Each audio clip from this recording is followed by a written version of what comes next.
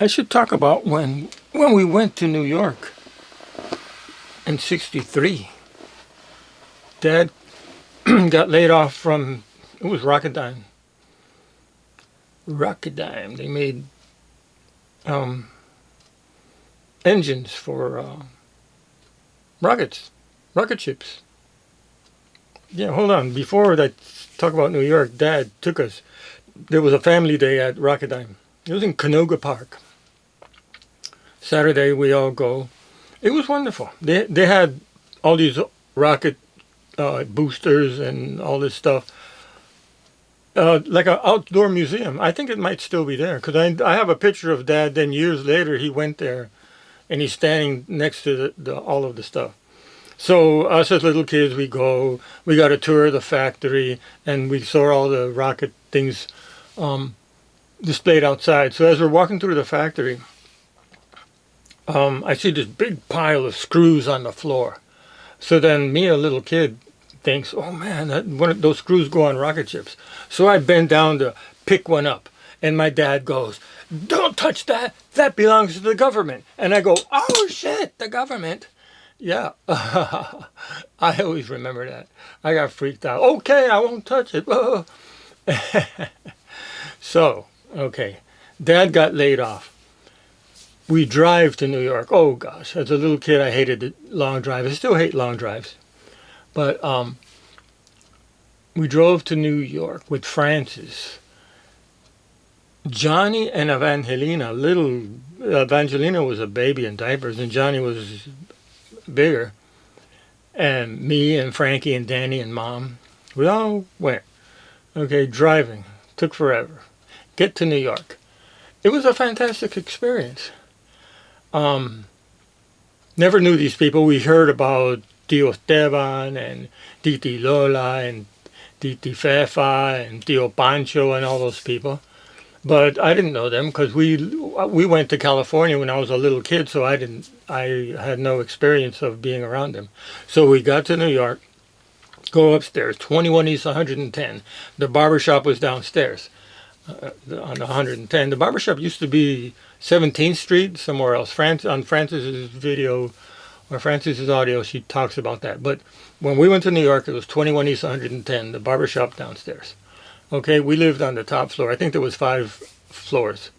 In the front, that was Tio Esteban's apartment. Huge apartment. Big, giant apartment. It had, when you walk right in, his bedroom, Tio Esteban's bedroom was like you walk in right here, first door to the right, his bedroom. The hallway you walk down, you get into the kitchen.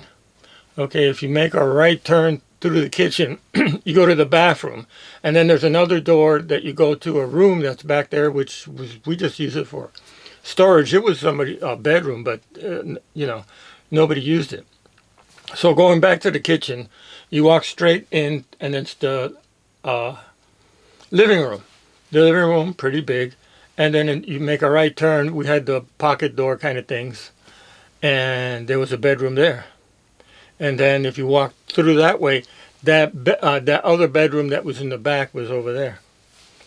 So we meet everybody. It's all strange and wonderful and exciting and everything. And who can go to sleep?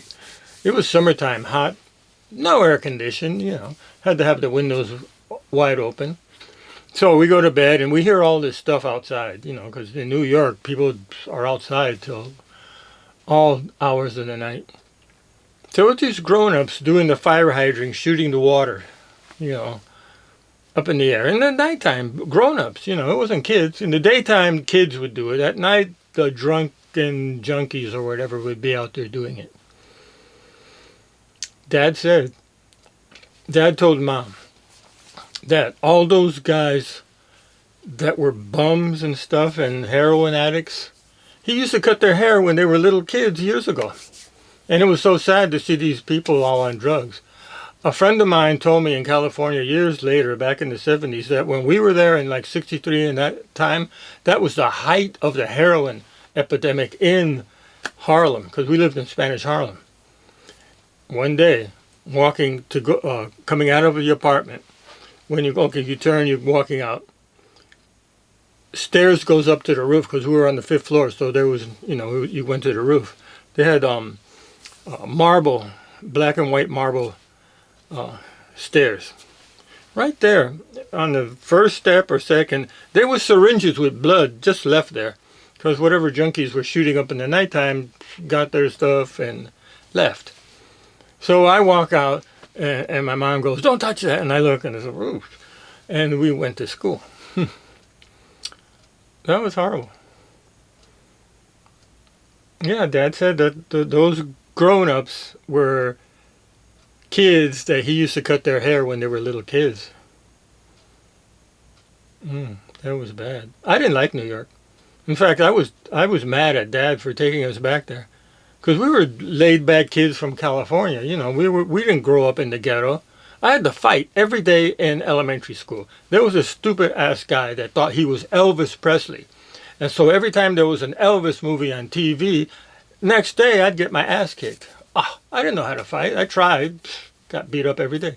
Had to fight every day. Okay, what else about New York?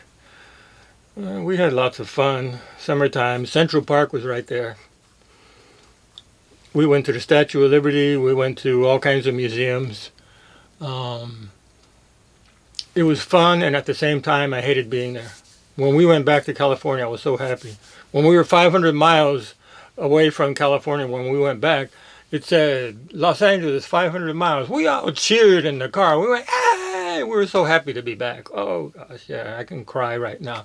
We were so happy to be back. Ooh.